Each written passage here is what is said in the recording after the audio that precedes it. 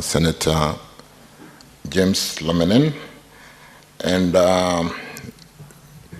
Mr. Speaker, sir, allow me, because of the very topical nature of petroleum exploration in the region, particularly in our region in northern Kenya, Turkana, to give a small background.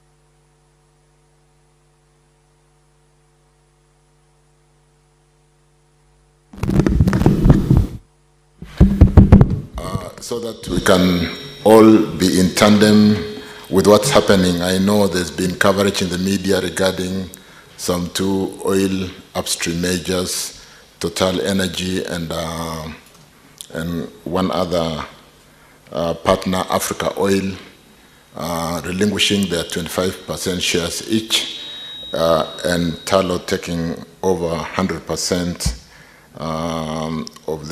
to prospect and continue the project. So, Mr. Speaker, sir, allow me to give a very short background so that we can quickly be together. As in order, please proceed. The first oil discovery, Honorable Speaker, was made in March. The discovery was made in March at Ngamia 1, Block 10BB, by Tullow PV, followed by March more discoveries in Block 13T in the South Lokicha Basin. The oil reserves in the South Lokicha Basins are estimated today at 504 million barrels. In June 2018, the government of Kenya launched the Early Oil Pilot Scheme, which entailed transportation of stored crude oil drawn from the appraisal wells, testing activities. The storage was, of course, being done at site out there in Turkana.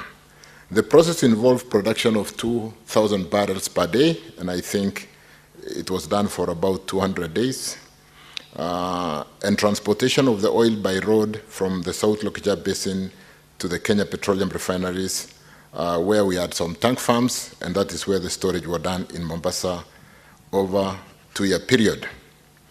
The objective of the Early Oil Pilot Scheme, Honorable Speaker, was as follows. It was meant to provide important technical well data as well as other data to optimize the field development plan, which is currently, the report is currently on my desk, and the design of the crude oil export pipeline. Testing the marketability was another objective of the crude oil from the basin. Establishing logistical infrastructure and basically testing and confirming that those bridges needed to be upgraded, and other key arrangements to transport the crude from the production fields to the export load port of Mombasa. Enabling the national and county government to gain the necessary experience and capabilities as Kenya transition from exploration and appraisal into development and production, and creating scalable employment and business opportunities that would assist in building capacity in the country. The buyers of the crude were competitively identified through a bidding process, Honorable Speaker and members, where interested parties bidded on freight and premium for transportation of the crude to the international market. You may be aware that oil is an internationally traded commodity, and therefore there is Platts pricing for the crude. So the competition was basically for their margins in premium and of course the freight. The crude oil was exported in two parcels, as tabulated in the report which I did submit to the House, and I hope all the members have managed to get a copy this morning. The first cargo, 26th August 2019, of 240,150 barrels, and the buyer was Gem China UK Limited. And the second batch was 30th September 2022, 174,627, which was taken by Glencore Singapore Limited, PTA. So in respect to the question raised by Senator Honorable James Lomenen. We are aware, honorable members, that Section 58 of the Petroleum Act 2019 provides for apportionment of the profit oil for sale of crude between national government, county government, and the local community. If you went specifically into that section of the Act, it is 75% for national government, 20%, and 5% for the local community. The crude oil sold from the South Lokicha Basin had been produced from exploration and appraisal activities. It wasn't commercial production. And I have a table that shows the total barrels exported, revenue generated, the cost incurred, and Honorable Speaker, there was a deficit from this early oil production scheme project, because I think we were doing too many experiments, incurring so much cost and so on and so forth. And for those of us who have seen the production sharing contract, like I said, there's cost oil, which basically covers the cost, and the profit oil is shared in a certain ratio between the company producing, and that would be Talo, and the government, and what then comes to government is shared in the ratios that I just mentioned. The cost is commonly referred to as cost oil, which I've just basically talked about, while the detail between revenue and cost is referred to as profit oil. It is the profit oil that is shared between IOC and host government. The government share of the profit oil is then shared in line with that Section 58. And I did get the detailed correspondences, and we've been lucky to have an audit, a comprehensive audit done by an independent auditor by name of RCA standing for, let me give the full name of the auditor, RCA standing for Rosa Korea Associates of South Africa. So we have a full audit report which confirms the total barrels as shown of 414,777 barrels for the two consignments that were off-taken by the two companies I mentioned.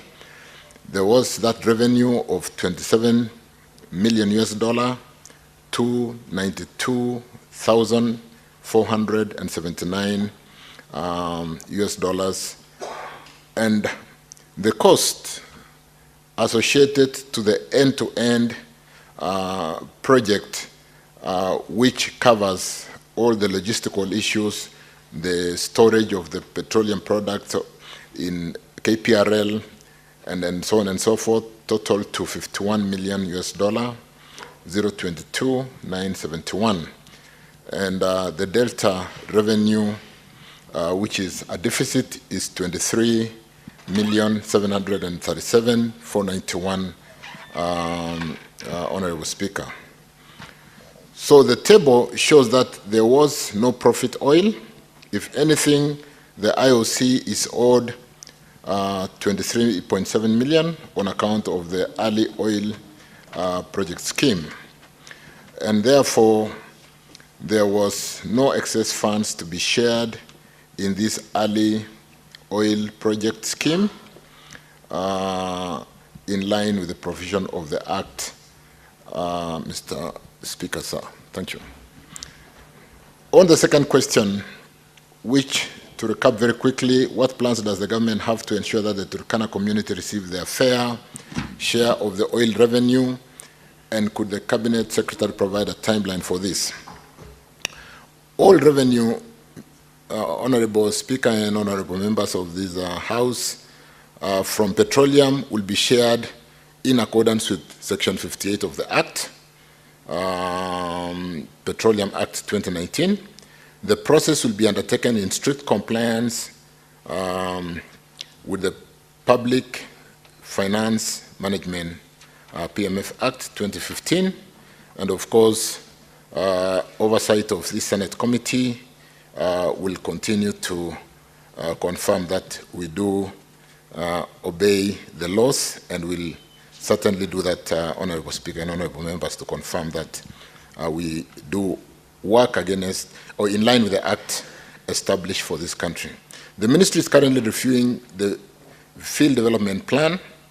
This is a plan that the report that has been submitted to us to confirm the commerciality and the technical viability of taking this product and building the infrastructure and making sure it's economically viable. And this will soon be tabled in the House with a comprehensive report, technical report on the commerciality, both technical and economic report for ratification by Parliament, and after which the contractor is expected to move to final investment decision in the timelines that should be done within a year, and thereafter build the infrastructure within a period of 3 years to be able to get our first oil into the market. Thank you, Honorable Speaker and Honorable Members. Okay, thank you, CS. You can have your seat.